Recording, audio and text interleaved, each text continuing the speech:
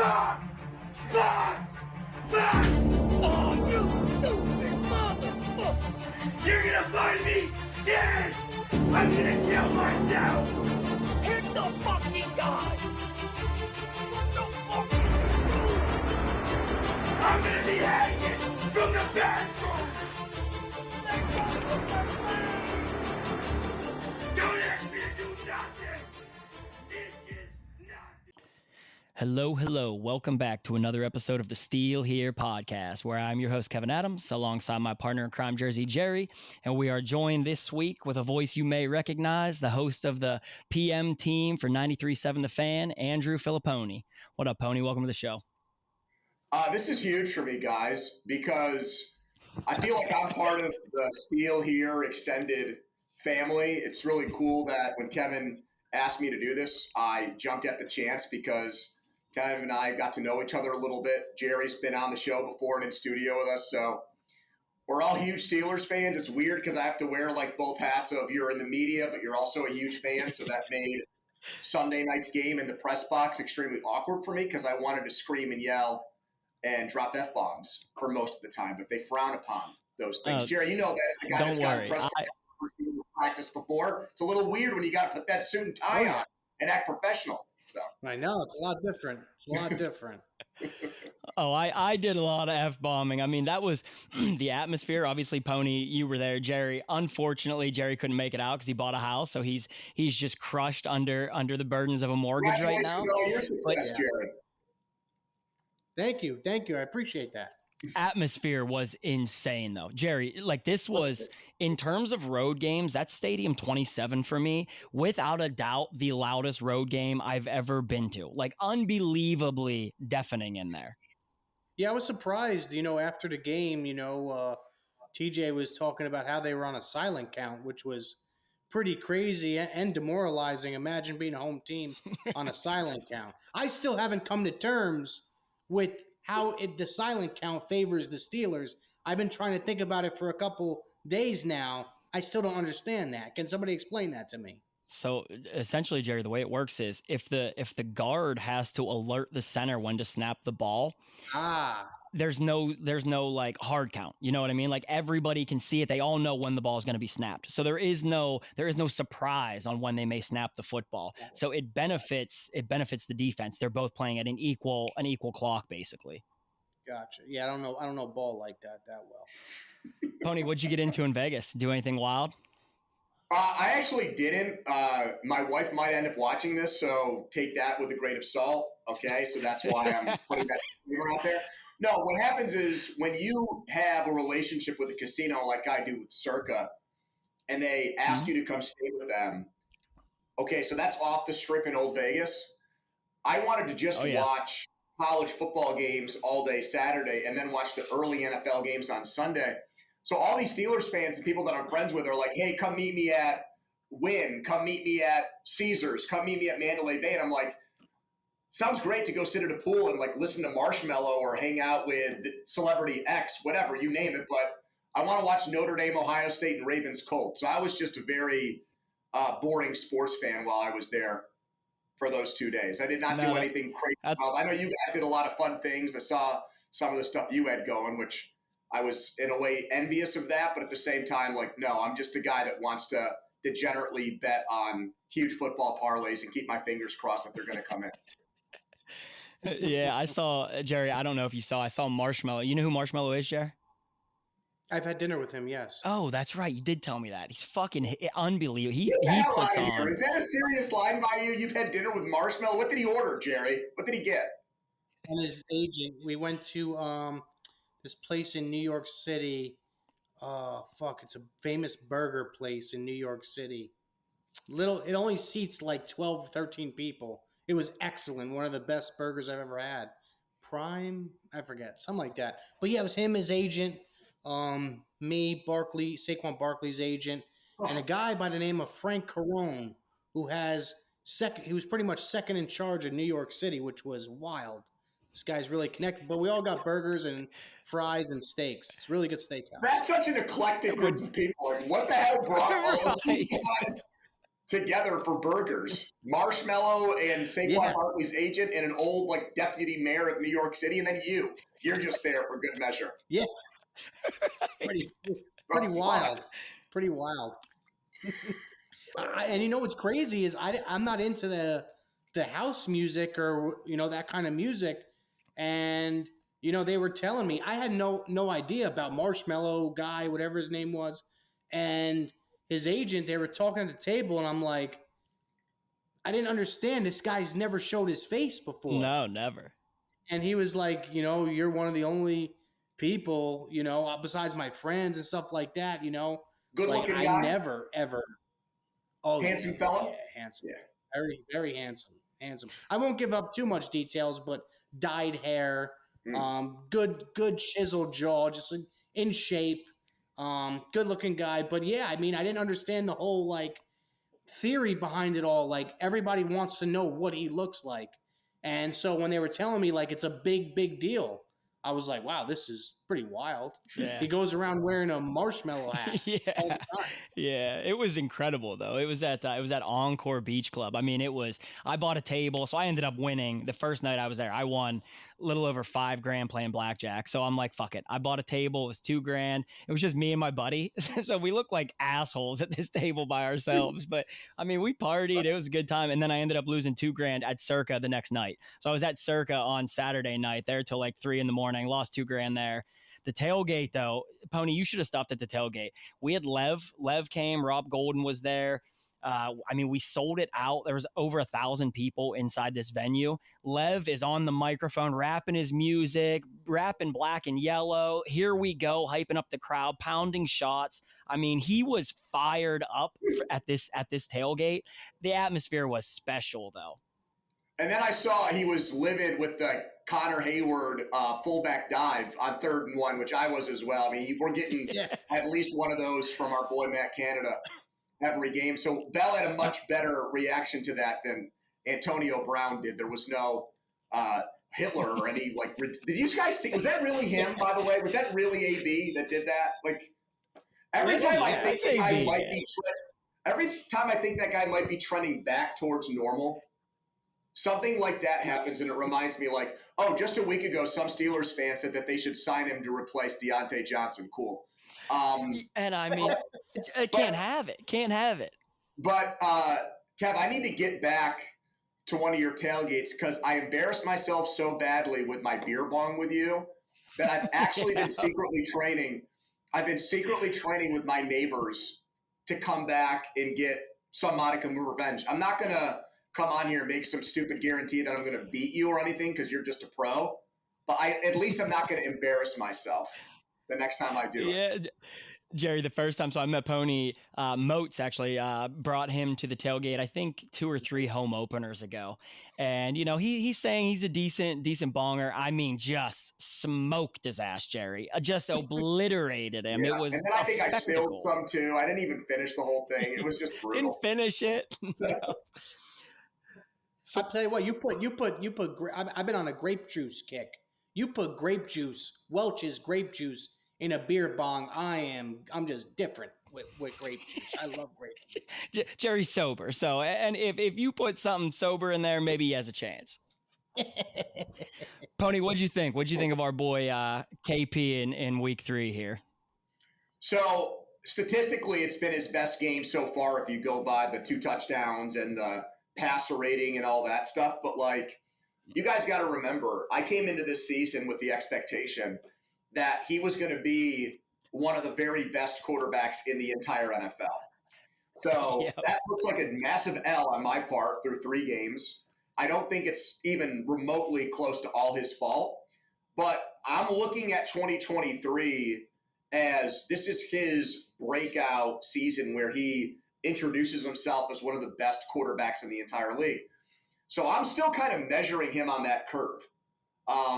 So there are things that I like and that I'm encouraged by, but I'm still waiting for him to have this game that reinforces my belief that he's a top 10, top 5 quarterback. And clearly the first 2 games shattered my confidence in that. And I started having like the worst possible thoughts about the coaching he's getting and the situation he's in and all that stuff. So, I had dialed it back a little bit for Sunday night. Like, can you just give me a game manager plus game? Give me a few big plays here and there. Don't fuck the game up and do something. Guys, Roethlisberger never won a road game against the Raiders. You can say what you will about that franchise. We just have awful history playing them away from Heinz Field, Acrisure Stadium, whatever you want to call it. So, like, I had set the bar low enough where the game that he had ultimately ended up being a game that I was happy with. But I'm still yearning for this game that, lets me puff my chest a little bit as the guy that is his resident president of his fan club. Yeah. The statement game, Jerry. It's the statement game that we're talking about. Yeah, I understand. The thing that people have to remember, too, is like, Ben Roethlisberger came into the NFL with an amazing defense. He didn't really put up crazy numbers till a couple of years in. It's true. He always had those. He had a lot of games with 180 yards, 170 yards, 200, 205, 215. He had a lot of those games in the beginning of his career. People, when people think about Big Ben, they remember the AB days, with him and that team with Lev Bell. They would score 35 a game, easy. Didn't matter who they played. Best defense, worst defense, they'd always put up big points.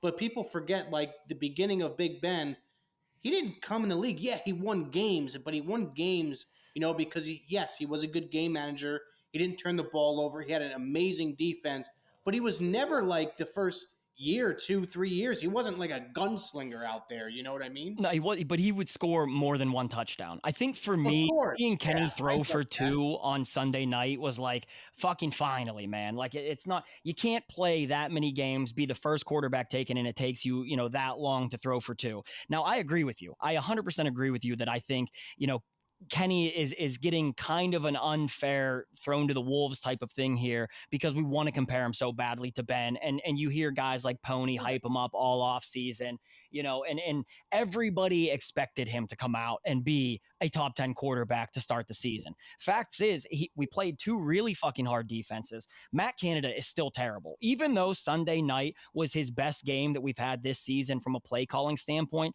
it was still not a great game that he called. He still ran, like Pony says, the dumbass Connor Haywood draw on 3rd and 1 instead of just sticking your head down and doing what the Eagles do. Like, I don't know why they don't run that fucking play. It's nearly indefensible. Stick your head down, get the first down, keep the kid moving. They ran some tough plays. Some things that Kenny did that are still concerning to me is he leaves pockets early. Like, he's leaving pockets before he has to. And to me, that I think is just because he's a little gun shy given how bad the offensive line play has been. But there were times when he ran into trouble. He ran into Max Crosby on the edge and had to throw it away on 3rd down. So I can't be upset at it because it's the best game he's had of his career, but we still need that statement. He still has to go for 250, 300, 3 touchdowns, no doubt about it. You guys said a lot of things there that are like worthy of reacting to. Like, if we were doing a talk show, and you were a caller, I would have wanted to cut you off like 5 times because so much of what you said was good in terms of like wanting to put like rebuttals on it. The thing about Ben, just to go back to Jerry's point about Ben's first 2 years, first of all, they were playing a totally different style of football back then. Most of the league was. You had Brady and you had Manning and Favre at the end, but like the idea that teams needed to score 30-plus points to win Super Bowls really didn't exist yet. You had teams like the Steelers and the Ravens and stuff like that, Patriots even, before Brady became Brady. Like, that was still a way to win. So Ben would make 2 or 3 jaw-dropping plays in a game. They'd win 20-17, and back then it's like, holy shit, we haven't seen a 22 or 23-year-old quarterback do this very much. So I think the standards have changed. It's obviously more of an offensively shifted league than it was back then, even 15 years ago. And Kevin, to follow up on what you said there about like Kenny, if I could sit him down, like if he were willing to listen to just a dude who fucking talks on the radio and is not an NFL coach or expert or former player, any of those things, the one advice I would give him is, hey, I've had a ton of conversations with Roethlisberger. The one thing that I see in the difference in your attitude versus his is when Ben had AB, I wouldn't hear him say stuff like, we're taking what the defense gives us. Like, he made sure that his best player got the ball a lot in every game. because that was their best way to win. They can't, doesn't matter what defensive alignment was or formation or strategy, get the ball to your best player. And I'm just hearing Kenny come up with too many excuses for why they don't go to Pickens more. And I don't like that. Like he said, I was in the press room. I asked him a question about it. He said after the game, they were double teaming George and taking him away. Well, first of all, that's not entirely true. Number one, if you're in the stadium, you see that that's not actually happening on every play. I thought he exaggerated that. And number two, who cares? Find ways as an offense. You now know that teams are going to double team this guy. It's up to you as a coaching staff and as a quarterback to involve that player more often. So I don't like hearing, hey, on this play, the defense wants us to go to Allen Robinson. Yeah, because he's not as good. So I almost need him to force the ball a little bit more to his best player. And that's the shittiest part. And so that's where, for me and for Jerry, it comes back to, it's so fucking hard to evaluate what Kenny is right now, because when he does have a game where he played, fairly well, we'll say on Sunday, I wouldn't say it was an unbelievable game. I was happy with it. Don't get me wrong. I was happy with it given what we saw, but I don't know if it's Kenny or if it's Canada. And that's a problem. And that's what we didn't know half of last year. Is it Kenny or is it Canada? So at what point are we going to see better offensive output? That's why, we scored 23 points. Jerry and I talk about it all the time on this show. You want to win a Super Bowl, the standard is 27 points a game. There's not been a Super Bowl winning team of the last 16 years that's averaged less than 27 points a game. So if you want to get there, you have to hit that number. We still haven't hit it. The Raiders aren't a good team though. No, they're not. They're not a good team. That was a game where when the second half started, and I said to myself, this is the perfect game for the Steelers to finally have one of those games where it's a no-doubter type of game. Second half, no doubt, this team is winning. Yep. They're winning by double digits, 14, 20 points. They're going to crush this team. And it didn't happen. They kind of let them back in the game a little bit. Yep. Raiders head coach was probably one of the worst decisions I've ever seen. Correct. That was retarded. That was so stupid. But I think for Kenny, I think it's a big blow. Deontay Johnson goes down. I think that's a big blow for him. And I agree with the Pickens. I've been a Pickens believer, a Pickens truther this whole time. Like, hey, dude, that dude is special. You got to get him the ball no matter what it is. I don't care if he's single covered, double covered. When he's not open, he's open. He's just one of those type of receivers. I'm not saying he's on an AB like level when AB was in the league, but dude, that's a receiver who can be really, really, really good. And a receiver who wants the ball all the time, no matter what. You see George when he doesn't get the ball. I mean, he's upset. But I think it comes down to the coaching for sure, and Canada. Media stuff. You don't think those guys see it. They see all that stuff. But, I don't know, man. I think Kenny isn't a guy yet that's going to be 310, 315 because the Steelers just don't have the roster to really do that. Bullshit, Jerry. That's a terrible take, Jerry. They have the roster. They don't have the coaching staff to do it. I don't think they have the roster to do that. What is it then? The line? It has to be the line. If you're saying that, it's the line then, because they have two good backs. They have an elite tight end, Pickens, Deontay if he's healthy. No, you're wrong because Eagles go through their roster. AJ Brown, Devontae Smith, Dallas Goedert. Bills. But Dawson Knox. At this point, though, we can go through much shittier offenses with lesser quarterbacks that still do it. I don't think it's a lack of talent. I think it's a lack of quality scheme. So Jerry, I'm curious now. I must have missed this on a previous episode of the Still Here podcast. So what were your expectations for them offensively this year? Just to be okay? Yeah, I've said that this whole time. I thought they were going to be a good offense. I still didn't think they were going to be a 30-point offense. I think offensively they are pretty weak. I do. At the running backs position, wide receiver wise, I would have loved. What I'm missing for the Steelers? I want them to bring in another star, wide receiver. either at the deadline or next year or something. Make one of those splash wide receiver plays. People can hype up Calvin Austin all they want. He's young, dude. He's not a veteran. George Pickens is not a veteran. The only veteran you have is Deontay Johnson. And is he a number one? Is he really a number one, or is he Pickens number two? Is your number one, and Johnson's your two, is what it's supposed to be. Yeah, I think Brian so too. Your third option, and to me, that's enough to be an upper echelon offense. I'm sorry. 100%.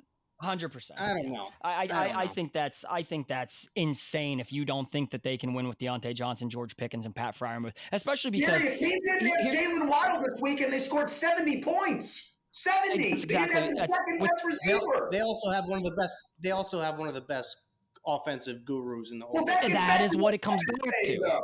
That gets back to the coaching thing. Yeah. It's not a lack of talent. It's not a lack of talent. There's no way it's a lack of talent. It's fuck, man. We saw Ben do it with an aging Hines Ward, Cedric Wilson. They won a fucking Super Bowl. They averaged 27 that season. Like it's not a lack of talent. It's terrible scheme. It's terrible coaching. What this all circles back to is what we said initially. You have George Pickens. The guy is a fucking freak, and they throw him the ball 5-6 times a game. That's not enough. That guy should be getting 10, 15 targets a game. No doubt about it. We have nobody else that's going to scorch you in the defense, except for, Calvin Austin. He gets his looks, but for George Pickens to get 5-6 targets a game when there is no Deontay out there, that's bad scheme. There's nothing else you can say that it is. Yeah, I mean, but you have to also go back to, the Steelers. You say what they want. Their running game is inept. There is no running game there. Teams know the Steelers aren't going to beat them running the football. Right. So teams know, like, hey, the only way for this team to beat us is, hey, the receivers are going to have to beat us. They know they can't run the ball. Then it makes the Steelers one-dimensional. You can't put up 30, 40 points a game and be one-dimensional. It just doesn't happen. It doesn't happen. Look what Miami, yeah, they're a lot different than Steelers. They run the ball, dude. That team doesn't just throw the ball. Their runs are great. They're averaging like 6 yards on the ground a game. Bad scheme in the running game too. Bad blocking scheme. The play calling it's not just the scheme. It's what we always say. It's not just the scheme. It's when they call specific plays that fucking hurt us too. Matt Canada is just a bad OC because he calls bad plays at bad times, and he has a bad scheme. He's just bad top down. There's no pass. I don't give a fuck how many games we win this season. He gets no pass. And Pony, is it Jaylen Warren or is it Najee Harris? If you're picking your starting running back, who are you taking? I've been on this for a while, and I got murdered for it. A lot of these like Steelers people that love to just rip into me, which I actually appreciate these people. I don't exist. I'm not talking to you guys if not for people that literally are telling me that they want to find me somewhere in Pittsburgh and beat the shit out of me. So these people actually think I hate them, but they actually pay my bills. And I'm wearing a suit right now and talking to you about this because these people don't know this, but actually in the long run, it's beneficial that they get so angry and upset at me. It's Warren. It's Warren. But the thing that bothers me is I have not seen – look at Jalen's rushing stats this year. They're not good either. So something's broken there. Like I'm really concerned. Look at the Eagles. Swift's averaging over 6 yards a carry. Their run game is, like Jerry said, incredible. I know it's a little bit different because Hurts you have to worry about too, and that makes it easier to run the ball when you're factoring the quarterback into the equation. But like, did they know that Sayamalu was not worth giving all that money to? They said amazing things about the dude out the door, but at the same time, they're trying to win a Super Bowl, and they said, "Nah, we're good. Go ahead, go to the other team. Like, we don't need you to finish this task." I wish I had thought of that at the time, but I just got so swept up in the holy shit. Look at these cut-ups of these guys running people over. We need somebody like that. I'm so desperate watching Kendrick Green and Kevin Dotson that I was salivating for this dude. Maybe the Eagles knew something because I think he's underachieved badly. I don't get the obsession. You showed your hand and your true feelings when you drafted Jones and traded up to get him. So why did they fall in love with what Moore did in practices, in games that don't matter? He, I think, has been atrocious. I've never liked Chooks. I think he has pictures of Art Rooney somewhere. I have no idea how he's a $10 million right tackle. Cole's okay, and Daniels is okay. I mean, I have to admit here, 3 games in, that I badly overestimated. I thought their line was going to be one of the better offensive lines in the NFL this year. Yeah. Bad call. Bad miss by me. I think it might be at the end of the year a little bit better than last year, but not by much. Unless Jones comes in and makes a world of difference, which I'm not sure they'll let him do, and if he's even capable of doing that. I'm not a big tape guy. Like, I'll watch the all 22 back, but I'm not one that's going to be tweeting clips of like, oh, he missed a block here and shit. But there are some very knowledgeable people that I follow that will break it down, and I'll let them play that game. And they say a lot of the same shit. Yeah, though. we The come blocking into the schemes. scorching hot fan takes is what we want. I want like the raw emotional. I paid $10,000 for this trip, and I'm sitting here and I'm watching them hand the ball off to a tight end on 3rd and inches. That's what I come to you for, Kevin. Because it's dog shit. That's just bad play calling, though, and it's just bad. That it all comes back to bad scheme for me, man. Like there's no other way around it. That was a perfect game, like Jerry says, for us to run it up, to score 30, to light it up, to prove that we can do it. And in the 4th quarter, we had 15 fucking yards again on offense. 15 yards, a whole quarter. I mean, what are you expecting Kenny to put up numbers whenever we don't have more than 15 yards? And I love Pat. He's got to catch that ball in the middle of the field. He turned around on it. It hit him right in the chest, and it went off his hands. It was a good ball. It was back shoulder. He should have had it. You know, that's one that Chris made a great point. He said, if Mahomes throws that ball to Kelsey, Collinsworth is saying that's a great throw by Mahomes that we're expecting Kelsey to make. I think that's 100% right. The call, like Canada in the 4th, say what you want. Teams always like, do we keep our foot on the gas? Do we play conservative to lead? A lot of teams have that problem, not to make excuses for the dude. I hate Matt Canada. Everyone knows that. But I did like the 3rd down call to Robinson. It was a big fan. It won. I like that a lot. It won. And Kevin, did you notice this? Jerry, I don't know if they showed this on TV. Did you see Kenny's reaction after they get the 1st down? It's 1st down, they give the ball to Najee. And he did a little sidestep move and didn't hit the hole. Did you see Pickett behind the play there? He was pissed. Like, he had a reaction like, come on, what are you doing here? Go, run forward. And then he was out after that play, and Warren was in on 2nd and 3rd down. Did you notice that? He was out. I did see that. I did see they pulled him immediately after the 1st down run. And, you know, that's a big problem with Najee Harris. So if this circles back to, is it Jalen or is it Najee? The O-line sucks. We know the O-line sucks. They don't make holes. And when they do make holes, though, Najee kind of stutter steps before he gets to the hole, and then the hole's done. You know, so that's... I think he's just so used to getting hit behind the line of scrimmage that he just doesn't know what to do anymore. Right. I mean, and here's the thing. Going back to... I think some of it's mental and psychological with him. I agree with that. Absolutely. This is year 3 where he's just getting fucking buried 2 yards deep at the line of scrimmage. So, you know, he's gonna eventually, that's gonna come into his mind when he gets the handoff. So he's stutter stepping, and he just doesn't have the explosive burst that Jalen has. Now, granted, both of their numbers suck. The only thing I can circle it back to is Jalen Warren is leading the league as a wide receiver running back. He has 101 receiving yards. The next closest is Aaron Jones at 86. And he saved the game against the Browns with that catch when there were 3 defenders there and no blockers, and he got that 1st down on 3rd and 10 right before the Without a doubt. And his block on the Austin touchdown, he's making huge critical plays in every game for the Steelers and warrants more playing time. Agreed. What I really think, you know, I think what the Steelers should really do is, you know, now we have Deontay Johnson now for, I think, we have 1 more week or 2 more weeks of him gone? 2. I think they should really focus this offense on Calvin Austin and George Pickens, 2 of those guys. I would say even more than Freiermuth and Allen Robinson. I think you have to find a way to get Calvin Austin in open space in the middle of the field, because that speed is just unmatched. It really is. And like, if you watch that play, you'll say to yourself, yeah, he burned the defender, but his first 5-6 steps, you already knew there's not a cornerback DB in the NFL that can keep up with that. So you have to design plays, splash plays for him. I mean, they had one big play to Calvin Austin, and it's like after that, he just went away, just gone. He was there no more. They did use play action though. Like if there's anything I'm going to tip my cap at from Matt Canada, we had to see it. It was time to fucking see it. Kenny went 6 of 8, 61 yards, a touchdown, 4 first downs, 135.4 passer rating while using play action on Sunday. On the season, he's 12 of 16, 159 yards, 9.9 yards an attempt, 2 touchdowns, 145.6 passer rating off play action. Like it needs to be a lot more. Here's the thing about play action. You don't even have to be a good running team to use play action. Just that little pause pulls them up.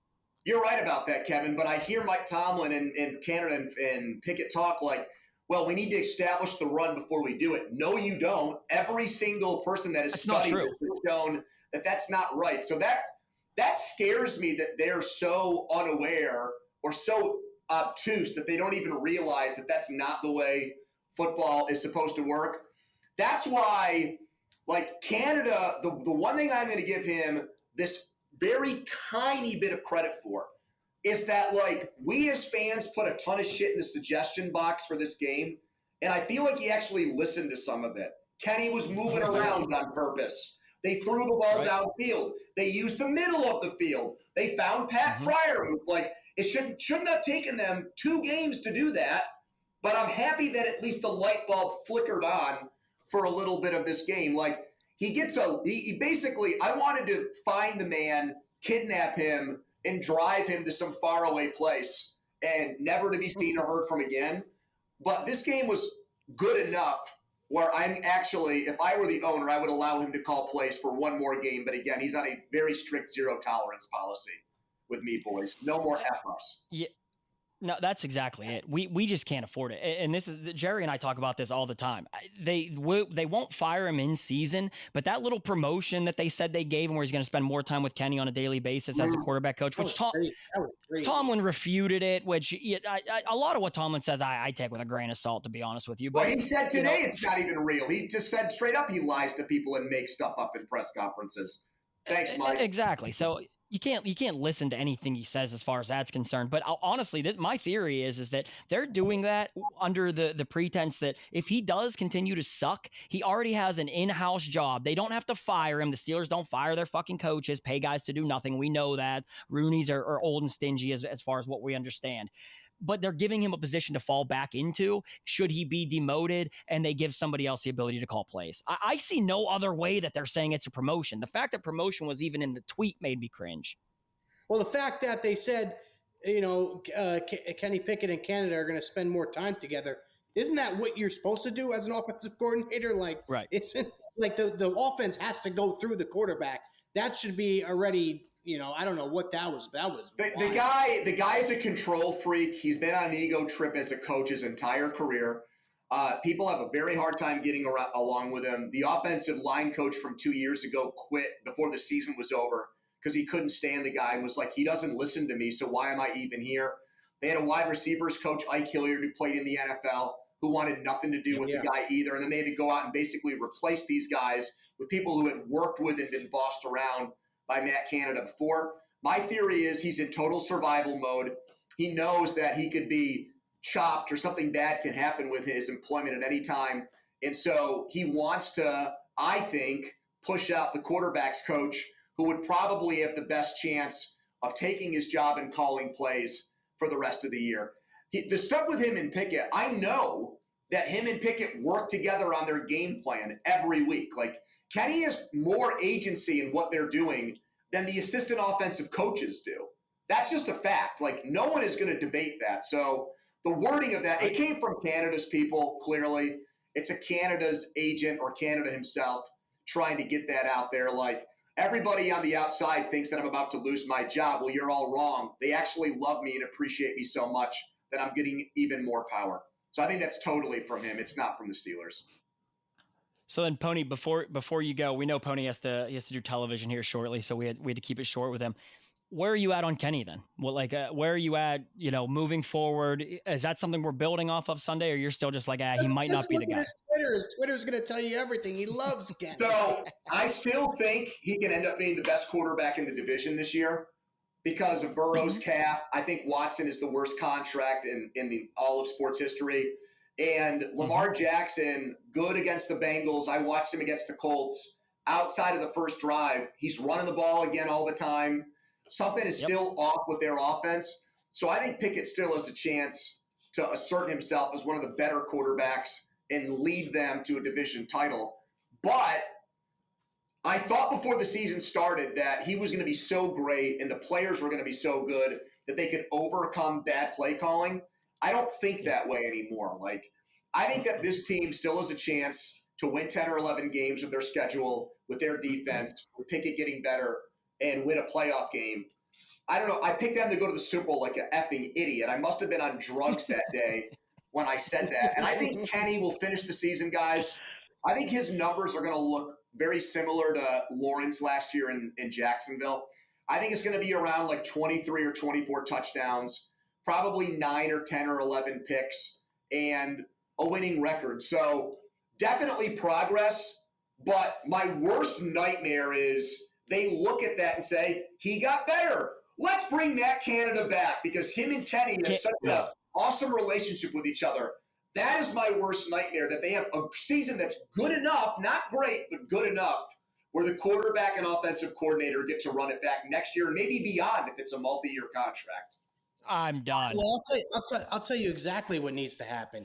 You got to have, and we could start planting the seed little by little. You got to plant a seed in Georgie Boy's ear, and you got to have him snap on Canada to get him out of the building. Because if there's one guy on the Steelers that everybody loves is George Pickens, and we do not want to see that guy unhappy. I think George Pickens has the power.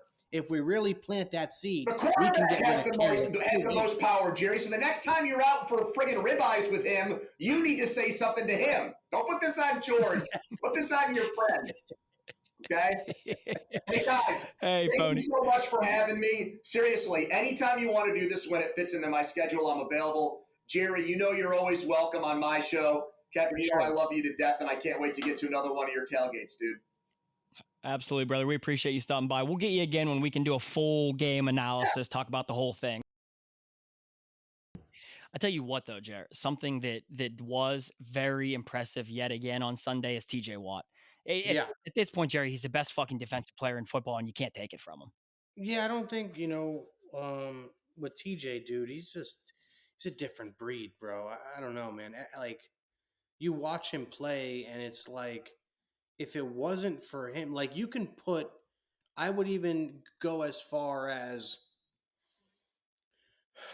I love him. He's my friend. He's got a ridiculous motor. He's legit. You put Max Crosby, let's say, on the Steelers, right? And take away TJ Watt's whole career. The Steelers probably, I would say, lose 10 to 15, maybe even 20 games. That's how much of a big difference he makes.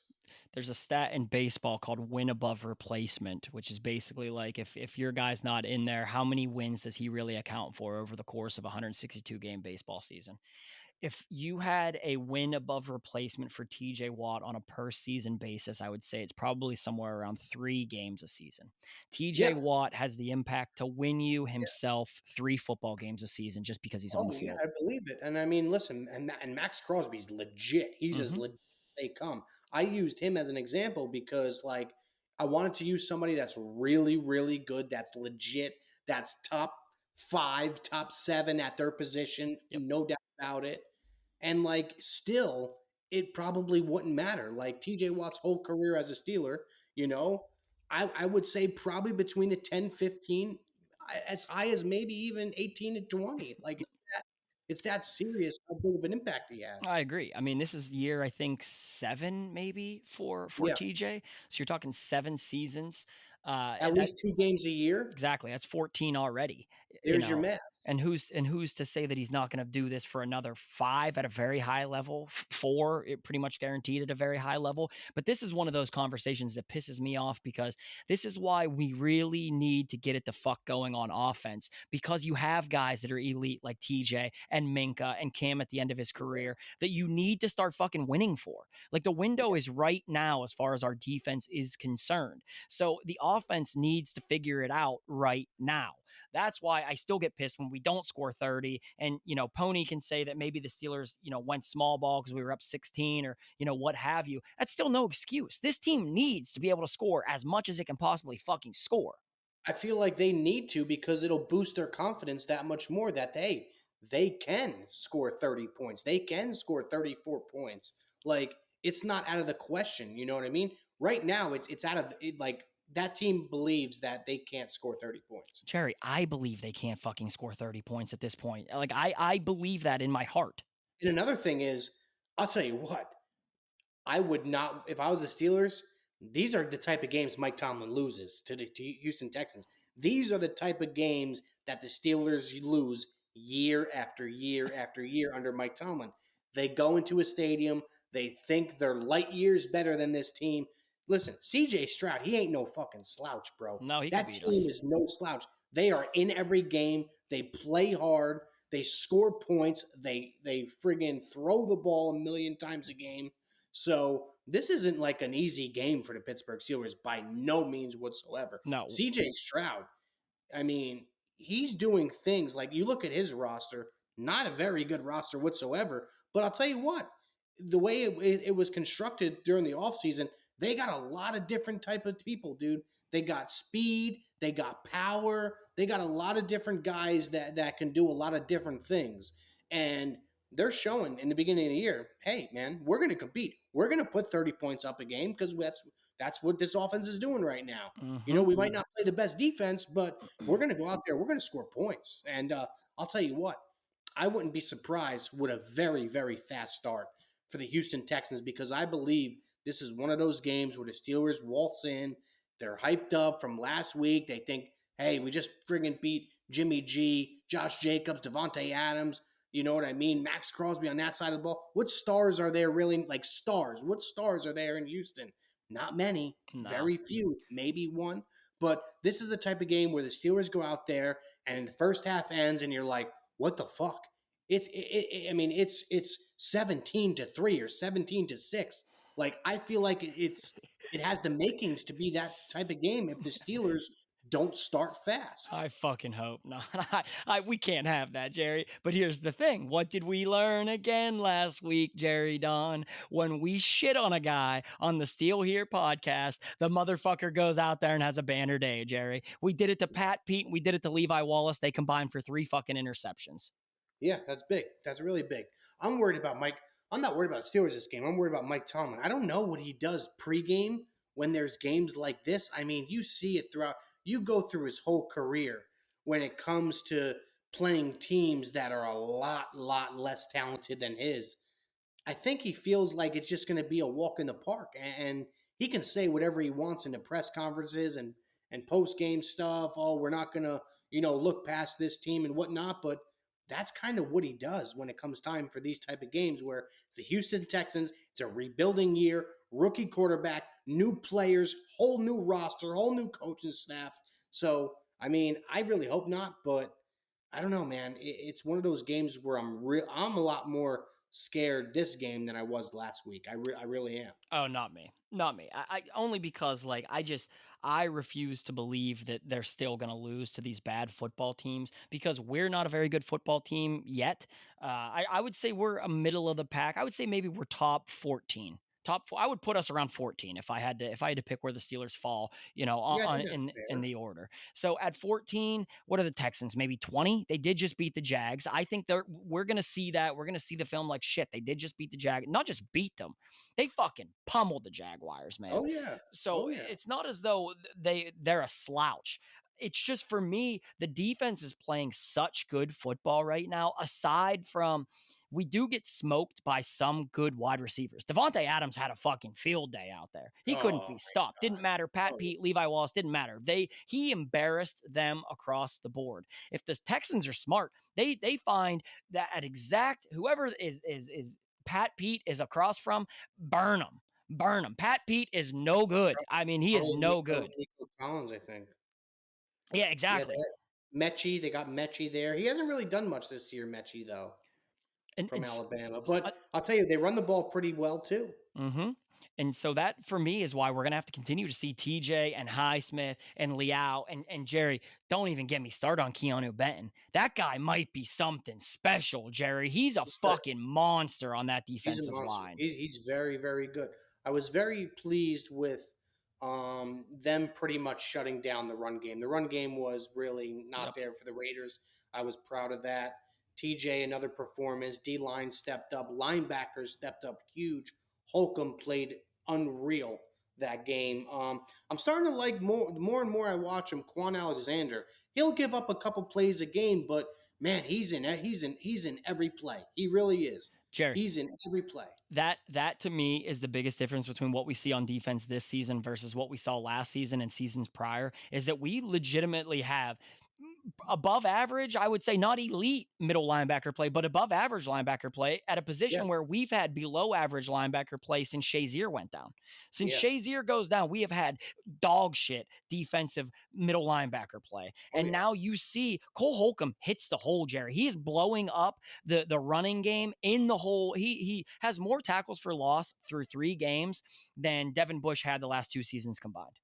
Yeah, that's crazy. That's insane, man. He's playing really good football. Quan, same thing. He hits the hole. He blows up the plays. And for me, that's a big reason that the run game, the run defense has looked as good as it's looked, is because you have those guys not able to get to the second level where Minka has to make the play or it's going 20 yards downfield.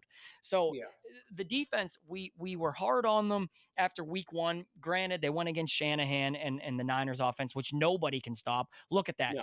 Nobody has scored more than 7 points against the Niners. Nobody has out of 3 games, and they average about 30 points. Doesn't matter who they play. So, you know, the Steelers have figured it out on defense, and this is without Cam Hayward. Don't forget, Big Cam is not out there yet. So by week 8, when Cam comes back, the defense could keep us in some games, which circles me back to if we can get mediocre to slightly above mediocre quarterback play out of Kenny, and the offense can get it figured out, we're still going to win 10 games. This is still a 10-win football team if the defense plays the way they've been playing. 100%. No, I still agree with the 10 games. I'm not, going back on that. I think, as you know, this team can win as high as, I'd say, 11, maybe even 12, honestly. You look at that schedule. I mean, Ravens are going to be tough. Division's always going to be tough. You know what I mean? So those games are always up in the air, usually split. I really think they should sweep the Browns this year. I really, really do. I'm really excited to see Kenny versus the Bengals, because I feel like Joe Burrow didn't look great yesterday, not at all, but I feel like that's a team that just I don't believe that they're that bad this year. They've looked very bad. I still believe that they're going to be competitive. They have the tools to beat us because of what I've been saying for the last 3 weeks. They have elite wide receiver play. And so unless we get Joey Porter, and here's the thing about Joey Porter Jr. that I just want to get on record of saying, he's the best cornerback on the roster. Joey Porter Jr. is the best fucking cornerback on the roster through 3 games. He's just sticky. He's just fucking always right on the guy. He is twitchy. He has fresh legs. He's not 33-year-old Pat Pete. He doesn't play. That's the problem. He doesn't play. That's the exactly. problem. That's what bums me the fuck out. He needs to get in there more, and he did in that Raiders game. He did find more time later in the game. They did put him out there more regularly towards the end, but it's just the unfortunate part about Pat Pete and Levi Wallace having those 3 picks means they're just going to get another week of leeway. For me, we've seen when you are giving Joey Porter Jr. plays, he's making it. He's not getting burnt. He's not getting smoked downfield.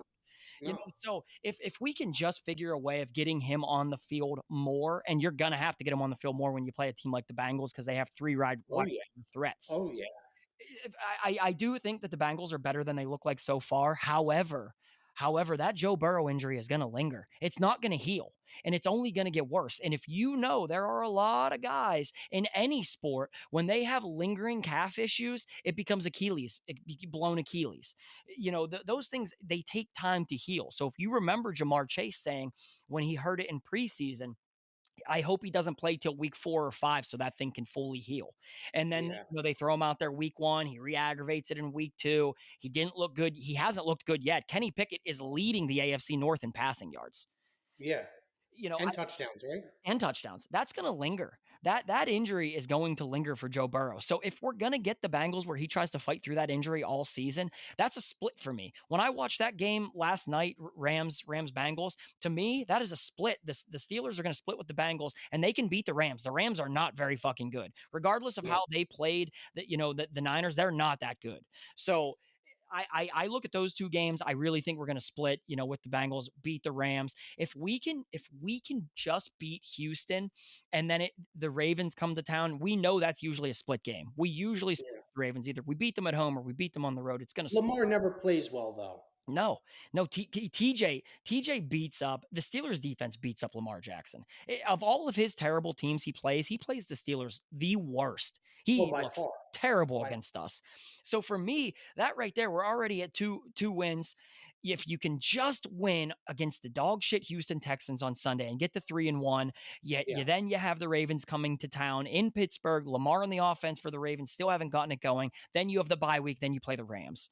If we can get to 4-2 after six games, I'm feeling pretty good about our chances of continuing to get better because the offense is getting better. The defense is going to be what it is. You're going to get Deontay Johnson back. You're going to get Cam Hayward back. If we can stay healthy, I'm still pretty high on the Steelers making the playoffs this year. Like we're 2-1, Jerry. Last year we were fucking 2-6, and we almost snuck in the back door. So it's just grueling because we watch tough offense and it doesn't look great, but we're still 2-1.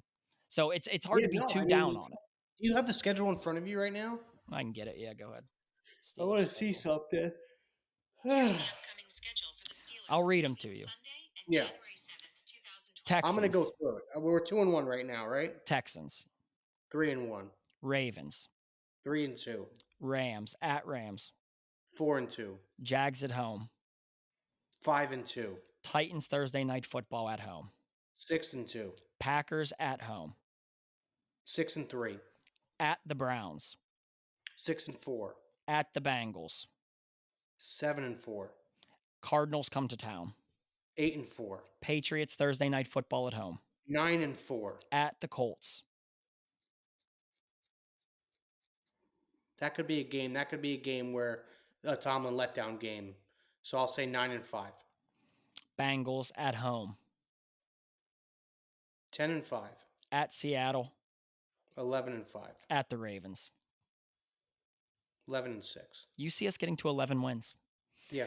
Here's the thing. The fact that I can almost agree with most of those games makes me feel very good that I put a ton of money on the Steelers over 9.5 wins. Yeah. Line at the beginning of the season was 8.5. I teased that bitch up to 9.5 for the plus juice. I feel really, really good about the Steelers getting over 9.5 wins. But I agree with you. I think this is a if every team in the NFL has a letdown game, exactly. Which is maybe it's not the Texans, but maybe it's the Colts.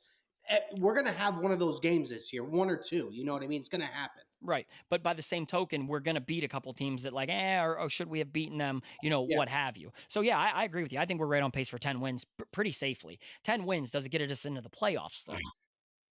Yeah. Yeah, I think it does. I would love nothing more than to get into the playoffs, but I'm not just looking at the playoffs, Jerry. The Ravens gave us a crack in the door. The Browns are the Browns. We've beaten them. We could still win the division. We could win the division. I think that's if you want to see the Steelers win a playoff this playoff game this year, I'm going to go on record and say the only way the Steelers can win a playoff game this year is if they have a home game. It's not crazy to think of. I just think, playoff football, at Acrisure, Heinz Field. I mean, you see the way the Steelers fans are this year. They're coming out in bunches. They really are. Mm-hmm. I just feel like you get a home game there. You get that defense rocking.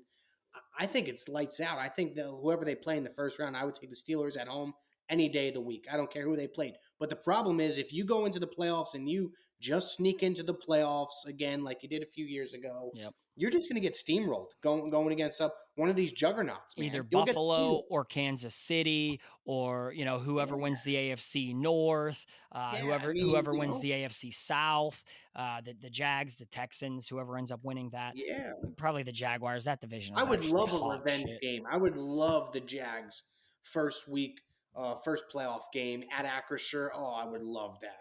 Right. So it's not crazy, but that's why Sunday's game is so important. That's why you can't overlook the Houston Texans. That's a game you have to win. You have to win that fucking football game on Sunday. So let's take a look at the betting then, Jerry. I want to actually say one last thing. Presley Harvin played well. Presley Harvin played well. He turned it around. On Sunday. His last punt was very poor, but he turned it around. Yep. No, his last punt was great. That was the one they muffed. Second to last punt was dog shit. Okay, gotcha. Second to last punt was dog shit. The officiating was downright terrible on Sunday night, Jerry. That's not a penalty on Minkah Fitzpatrick. That's not a fucking penalty. No, and they did throw a penalty on the Cole Holcomb hit, but they took it back. Yeah, because that was straight shoulder to chest. Lit that fucker up right in the chest. I am irate in the stands. I mean, there are hundreds of people staring at me. I must have said fuck 1,000 times because that is not a penalty. And if they would have left that be a penalty, man, that's the type of shit for me that says maybe football's fixed. Maybe football is fixed if they leave that penalty. The same way the Minkah, they call that penalty, and then they call pass interference on the 2-point conversion that was 8 yards over his head and out of bounds. Those to me, I see. The holding play. Did you see that holding play? The Raiders were holding, and they didn't call that. Oh my God, he was mugging him. He had his arms around the outside of his jersey. Crazy. It's mind blowing. Officiating is just terrible. So for me, to win that game, it looked closer than it had to look because the officiating kept the Raiders in the game. The Steelers did whoop the shit out of them from the beginning to the end. Took Kenny the first 2 drives. He didn't look great. He looked nervous, happy feet. He throws that bomb to Calvin Austin, which was a dime, a fucking dime. That's the best throw we've seen him make in his career. He throws He throws that ball. They settle in. We should have spanked the shit out of them. All of that, and Chris Boswell is maybe the best field goal kicker in football. People want to say Justin Tucker. Tucker missed it to win the game, didn't he, on Sunday? Yeah, and Boswell bangs from 42, 43, and 57. Chris Boswell is right there on the doorstep of being the best kicker in football. I mean, pretty much his whole career, he's probably had one really bad season. He did, and he had a groin injury. He had a groin injury. He was hurt, but I'll tell you what, you can rely on a guy like that. I don't mind winning scrappy games because I'll tell you what, it's guys like him, Chris Boswell, keep you in the game because, hey, when you need 3 points, you get down to the field, you can't get past the red zone. He's there. He's going to make a field goal. Yep. Yeah, I agree. I'm a big Boss fan. I even wear a 9 jersey. A lot of people say, why the fuck are you wearing kicker's jersey? Because he's not just a kicker. He's a fucking weapon. He is damn good. And the one other thing I will say about Presley Harvin is he's doing what he should be doing. Won the Ray Guy Award in college, has a rocket for a leg. He's making those punts. But what it's doing for the Steelers is it's allowing the defense to make it so much harder on the opposing offenses to move the ball. We're flipping the field. He's kicking it inside the 20 regularly. You know how much harder it is? Because the defense is eventually going to get a stop. Maybe they give up 1 or 2 or 3 first downs, but they're eventually going to button it up and they're going to make one play because we have so many playmakers on defense that are going to stop opposing offenses. That's why flipping the field as a punter is massive. Hats off Presley Harvin 2 weeks in a row, playing very good football. Very happy to fucking see it. Yeah. Jerry, how happy were you to see Calvin Austin anytime touchdown scorer? Yeah, I feel like, that was, I pretty much read that pretty much all the way through. I thought about it and, the Raiders don't have excellent speed defensively, especially their DBs. I feel like it was set up perfectly for a guy like, Calvin Austin. And it's not even really just the Raiders. I feel like he can do that to any team he plays. Right. I just hate the fact that, yes, the bet won and all that stuff. I just hate the fact that he makes that touchdown catch, and then there's just really not much more there. They didn't really give him more opportunities. They didn't. I would have loved to see, in the fourth quarter, the same play. Run it again. Run it again. Let's just see. We clearly know he has, elite world-class over-the-top speed. run it 2-3 fucking times a game. Even if that is not where Kenny is going to go with the football, you still stress the defense by running it, because then that safety can't just come up all the time. You know what I mean? The cornerbacks play a little bit more off, and then you create other routes where he runs a 10-yard route and he looks like it's going to be a fucking go route, and he stops on a dime and Kenny can hit him. Yeah, I mean, because you have to respect the speed. Of course, but here's the thing, like, teams obviously know about Tyreek Hill now. Mm-hmm. They still can't stop it. That's number one. Tyreek Hill, if he is faster than Calvin Austin, because who knows? You really don't know. They're so close in 40 times. Yep. I think Tyreek Hill ran like a 4.29 or something like that. Calvin Austin runs like a 4.31. That's 0.4. That's like nothing. It's like nothing. It's irrelevant. Like literally nothing at all. Use them the same way. Use them the same fucking way. They're the same speed. You know what I mean? When Calvin Austin is on the field against any team he plays this year, he is the fastest person on the football field. Without a doubt. There's not a defender in the league that's equally as fast as him. We can say that confidently. And Kenny said something when we interviewed him earlier this season. He said if he's even, he's leaving. So if he's even, Kenny's throwing the ball up to him. Except we're not seeing him get the opportunities to do that enough yet. And no. Again, that's where you want to help Kenny. You have to, even if the ball's not going to him, you have to have him run the routes. Because it does things for George too. It does things for Pickens as well. It makes the safety stay back, and then you can have George come across the middle of the field. So, again, I'll say this forever. You will never hear me say that Matt Canada should be the Steelers offensive coordinator because of those reasons. He doesn't scheme guys up. He makes them fit his scheme instead of scheming the talent that he has. And to me, that's the biggest mistake as far as being an offensive coordinator in today's league, is making guys fit your scheme instead of scheming to their fit. And that's what I fucking hate to see. But what I didn't hate to see, Jerry, was Kenny Pickett throw 2 touchdowns, and I cashed my bet as well. So last week, to recap the betting, Jerry Don took Calvin Austin anytime touchdown scorer. Jerry, what was the juice on it?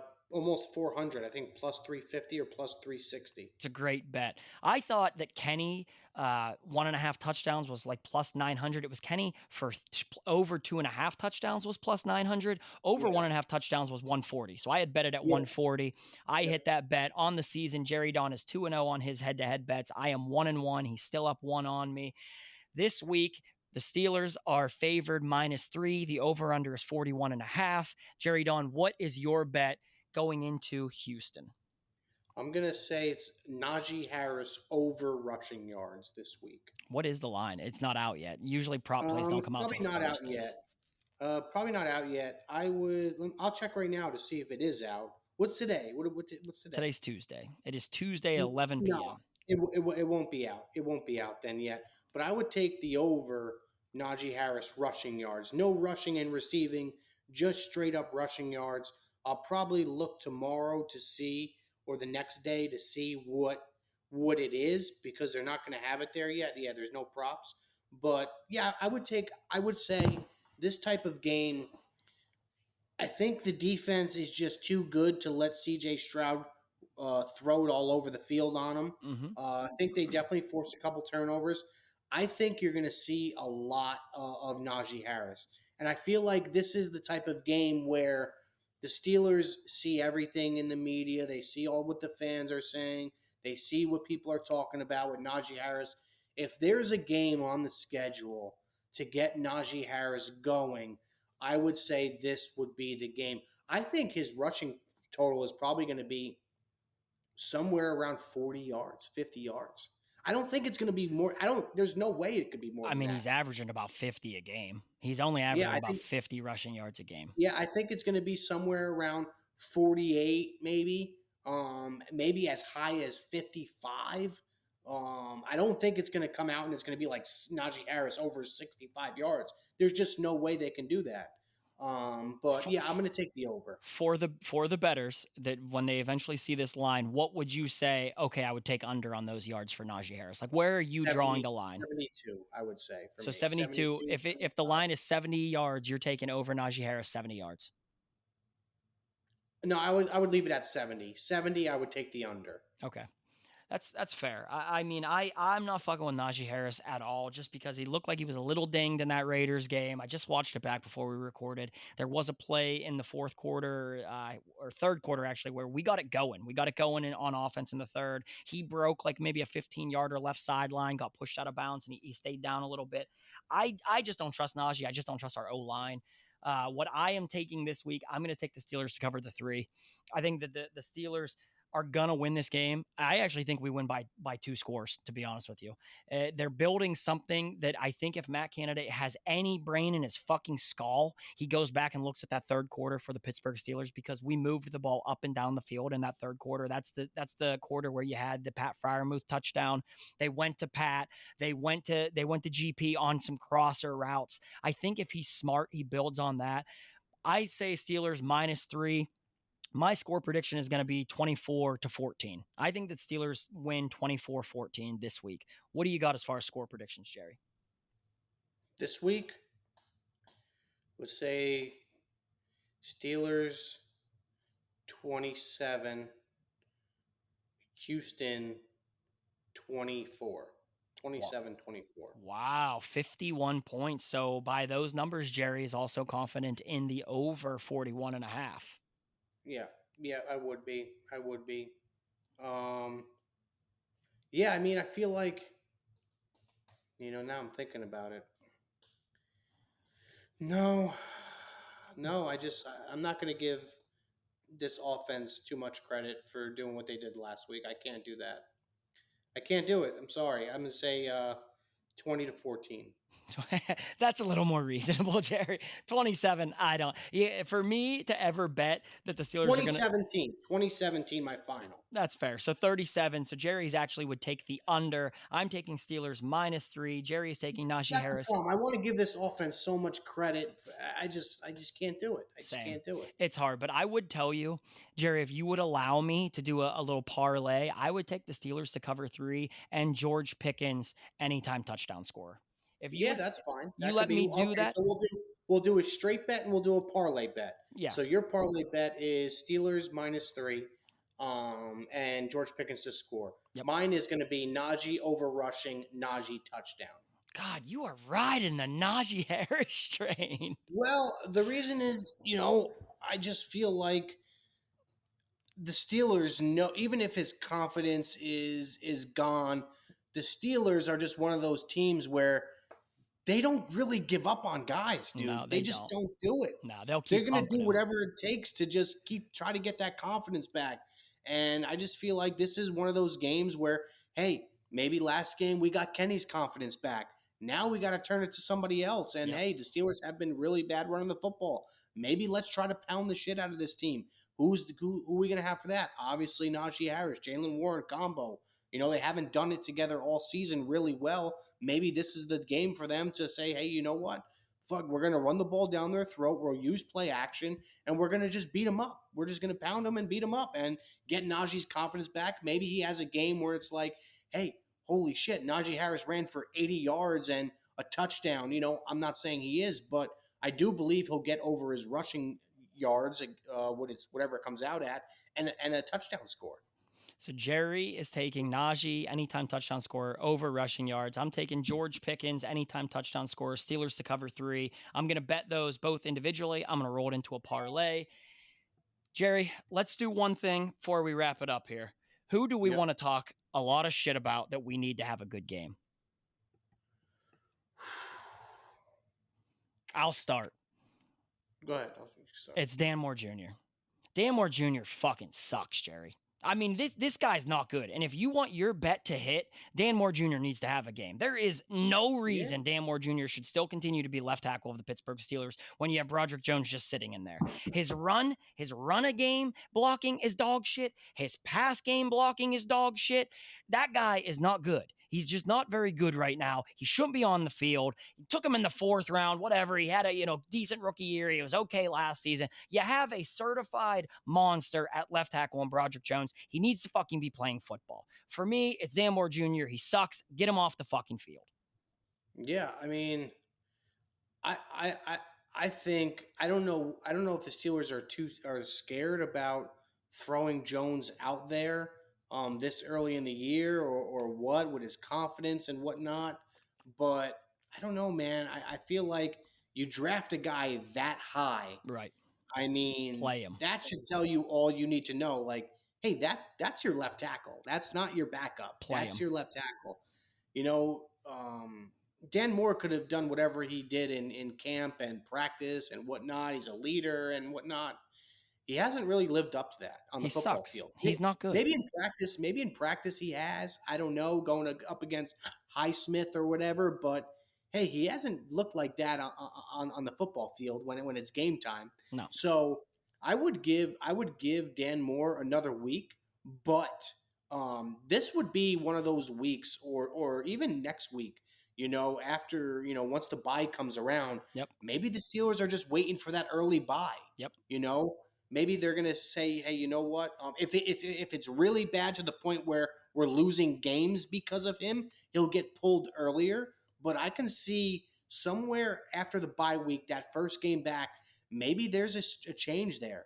And, hey, Broderick Jones, I would love to see Broderick Jones play more. Right now I would, but maybe they're just waiting.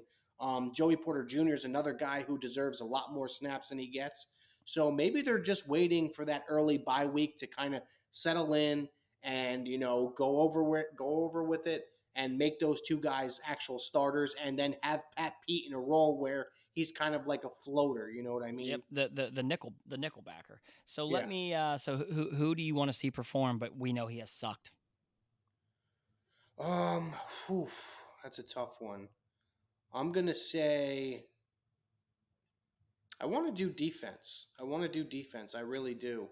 I mean, Pat Pete, man. Yeah, you can ride Pat Pete again. Ride Pat Pete again. He played. He had the pick, but he still wasn't good. Yeah, like here's the thing, dude. Like, and I like him. I like Pat Pete. Yeah, of course, he's old. He's not going to be able to run with half the NFL, like 3/4 of them. You know what I mean? He's old. He was one of the best corners on the football field years ago. He was. It's undoubtable. Like, he was very, very, very fucking good. A lockdown cornerback. He's not locked down anymore. So I need him to go out there this week and, go up against their number one, which is probably Nico Collins, and, shut him down, man. I want that guy's stat line to be 4 catches, 38 yards. Right. That's not fucking happening, but I agree. I want one of those games, man. And, I hope it happens, but, I don't want to keep going through this every single week where, we've seen it 3 weeks in a row now, pretty much where, whoever Pat Pete's on, man, they're getting a lot. I mean, Devontae Adams, yes, he's one of the best receivers in the NFL. He's going to do that to a lot of people, but, you had Devontae Adams. Brandon Ayuk went crazy. Amari Cooper got his catches and yards, So this is 3 weeks in a row now where you've seen wide receivers that are play the Pittsburgh Steelers and play against Pat Pete. They just feast, man.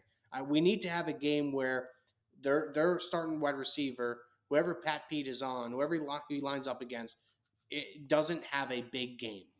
Agreed. No doubt about it. If we have to talk shit about Pat Pete and Levi Wallace all season, we'll do it every week. It's just it'll be what it has to be. If they're the two obvious weak links on the defense, undoubtedly the two obvious weak links. So if that's what it takes, Jerry, and they go out for 3 interceptions, it's great. What is it? No. What? Is that water? Hold on. Oh no, Jerry Don, what'd you do to the plumbing? No. Something's cracking and wet over here. I think it's the air conditioning ducts. Oh, yeah, they're probably sweating. They're probably sweating on you. Well, the furnace has been off for days. Oh, that's not good then, Jerry. Well, I shut it off. I'm saying it's not good that you have water if the air conditioning unit is not on. Yeah, that's a good point. Not good. Guys, we appreciate the shit out of you. Today's episode ran a little long just because we had Pony, but it's been a great season so far. Appreciate you guys all coming to the Terrible Tailgate. It was fucking unbelievable. It was unbelievable that you show that support. I love you guys for that. Love that you guys are crushing the show, Jerry. There was an old man. I want to shout him out. Old man at the Terrible Tailgate, and he came up to me and he was so excited to talk to me about our show. He's like, this is the best Steelers podcast that there is. It reminds me of the Pat McAfee show. He's like, and you know what he said, Jerry? And this made me laugh hard out loud. He's like, you guys get the guests. He's like, Jerry said it. He said, you ain't going anywhere else. We get the guests. And I just want to shout out, we hear you guys. We read the comments. I especially read every YouTube comment. Like, comment, subscribe, continue to share it. We're taking this fucking show to the moon. It's going to be the #1 Steelers podcast when this is all said and done. And we appreciate the shit out of you guys for watching it with us. For sure. Yeah, last announcement would be sometime mid-October, towards maybe the end of October, the podcast will be available back on Spotify and Apple and all those things. It's a big thing. A lot of people have asked why they can't get it on Spotify and Apple. Barstool laid off a ton of people. You know, they laid off like 30% of their staff. So the guy who was uploading it for us, he lost his job. You know, sad to say, but we're in the process of getting somebody that can put it back on those platforms for you. So end of October, hopefully sooner, but end of October at the latest, we'll be able to get the show back out there on those platforms for you guys. For sure. We appreciate it. Continue to like, comment, subscribe. Shout out Zeds. Also, I want to say shout out Zeds because, and I will say this, hopefully Zeds is listening. Listen, the hat that was sent to me was a damaged hat. Oh, it was a damaged hat. Zeds, listen, I shoot it straight. It was a damaged hat, and it was a stained hat, and that's not something Zeds does. I will say that they have been pristine with sending us clothes and stuff like that. But I want to make an announcement. JJ always keeps it straight. Zeds, no more stains. Can't have it, boys. I can't be excited. See, this was the problem. The hat was so fire. It was such a fire hat. And when I put it on, I'm like, bro, this hat is fire. And then my girlfriend's in the kitchen making something. She's like, what the hell's on the back of your hat? I'm like, what are you talking about? It was like a vintage like Steelers hat, and the back of it was like a big stain, and I'm like, oh no. So I tried to wash it. Then I put it in the dryer, and then the hat went from this size hat to like this size hat. It shrunk on me. No, but Zeds is great. I'm just ball busting, you know. Nah, they're good dudes. Make sure you check them out in Southside. They really don't ever send us any bad shit. That was just probably a small glitch on their end. We'll let it slide, boys. I'll tell you what, Jerry. Last thing before we hop off here. Total Sports Enterprises has been dropping the ball. They haven't been responding to sending out jerseys to people. They tell us that they're going to give us memorabilia every week. We're not getting any memorabilia now. This will be the last time I speak on behalf of Total Sports Enterprises, because if they're not going to follow up with their end of the deal, they're gone. You know, this show, there are other people, there are other sponsors that are lining up to get Jerry and I to shout them out on this show, and if they're not going to hold their end of the bargain, you're done. That's the door is right here. Get the fuck out if that's what it's going to be. So for now, make sure you guys check out Total Sports Enterprises for all of your Steelers memorabilia, but this might be the last week and then we go scorched earth. I mean, we have sponsors on this show, and we just buried 2 of our sponsors. We might not get another sponsor. Hey, well, Jerry, you said we keep it real on this show. We do. We keep it 100. That's all we do. Got to keep it real. It is what it is. No, for real. Shout out Zed. Shout out Total Sports Enterprise. We appreciate you guys. We love the fans. We appreciate you. We'll see you back here again next week. Yes, sir. See you next week. We're here. We're still here. We are still here.